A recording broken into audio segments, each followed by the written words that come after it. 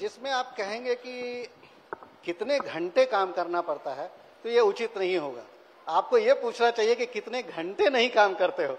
हम पूरे दिन 24 घंटे काम करते रहते हैं, और इसीलिए मैं कहता हूं कि जब भी कोई समस्या आती है, मैं एक कल ही की बात बोलता हूं कि कल एक 11 बजे रात में आई एक ऐसी समस्या आ गई जिसको कि हमें सॉल्व करते करते 1 बज गए, 1:30 बज गए, लेकिन फिर से हम सुबह 6 बजे से काम पे लगे रहते हैं। तो काम किस तरह का है, कितनी अर्जेंसी है, इस पे डिपेंड करता है।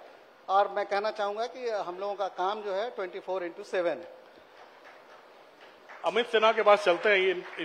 इनको शायद हर कोई पहचानता होगा। एक ऐसे स्पोर्ट्समैन है जिन्होंने पावर लिफ्टिंग में, अभी मेरे ख्याल से वाइजैक में हुआ था एक प्रोग्राम, अभी नेशनल पावर लिफ्टिंग, उसमें इन्होंने 400 किलोग्राम से 435 किलोग्राम वजन उठाकर गोल्ड मेडल जीता था और इंडिया को रिप्रेजेंट किया मंगोलिया जाकर। एक ऐसा स्पोर्ट्समैन जो आईपीएस भी है। अमित जी, अब आपके ऊपर सबसे बड़ा जिम्मा मिल गया नेशनल गेम्स करवाने का, कितनी बड़ी चुनौती मान रहे हो इसको? देखिए, ये अपने आप में बहुत बड़ी चुनौती है। यद्यपि जब मैं मंगोलिया से लौटा था तब माननीय मुख्यमंत्री जी ने ये मुझे एक अपॉर्चुनिटी दी थी नेशनल गेम्स के लिए। मैं आपको बताऊं, उत्तराखंड में हम लोगों ने लगभग सारे इंफ्रास्ट्रक्चर बिल्टअप कर लिए हैं और ये हम लोग पहला राज्य होगा नेशनल गेम कराने वाला जो बिना किसी हैंगर के कोई नेशनल गेम कराएगा। हमारे सारे गेम उत्तराखंड सरकार के द्वारा बनाए गए परमानेंट स्ट्रक्चर में होंगे। ये सिर्फ नेशनल गेम के लिए महत्वपूर्ण नहीं है, आने वाले समय के युवाओं के लिए महत्वपूर्ण है कि उनके लिए एक बनी बनाई खेल की संस्थान मौजूद रहेगा, खेल का संस्थान, जिसमें वो भविष्य में अगले 10 साल में और तैयारियां करके ओलंपिक्स में भी पार्टिसिपेट कर सकेंगे। चलिए, इसके लिए बहुत बहुत शुभकामनाएं अमित जी। सुधांशु जी, आप बिहार के एक रूरल बैकग्राउंड से भी आते हो और निकल कर आए उत्तराखंड में, आपने लंबी सेवा की, केंद्रीय प्रतिनियुक्ति पर भी रहे आप।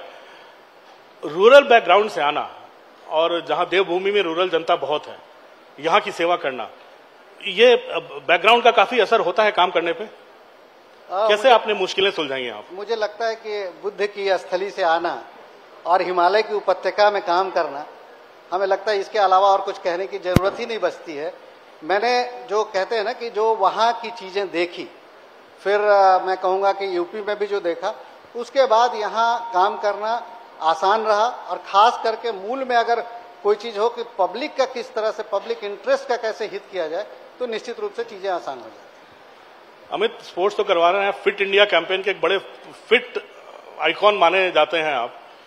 कितना समय दे पाते हैं आप अगर वर्जिश करना हो उसको? अब तो बिल्कुल नहीं मिल पा रहा है समय।